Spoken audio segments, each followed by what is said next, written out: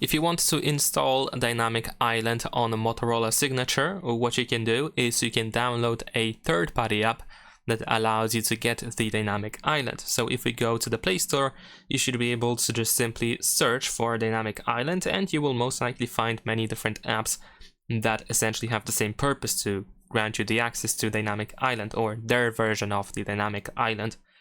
So in my case, I'm gonna try this one over here, and feel free to try it out as well.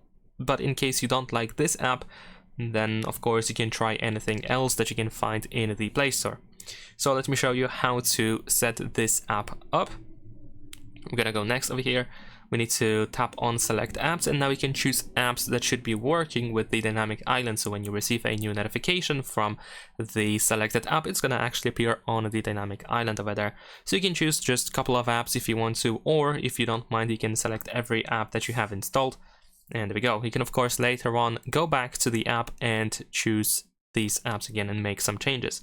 Tap on notification access in here, and then search for a dynamic spot, and then you want to allow notification access, and of course confirm your choice.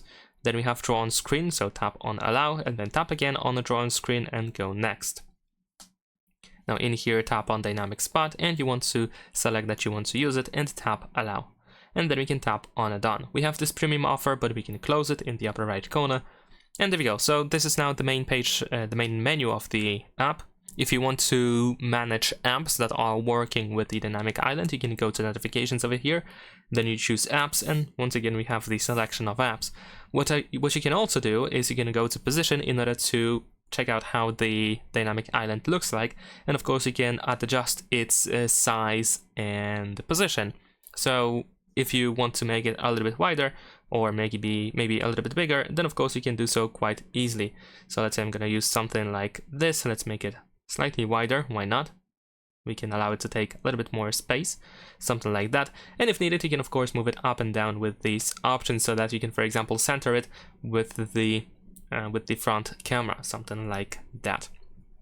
And yeah, that's pretty much it. Leave a like and subscribe.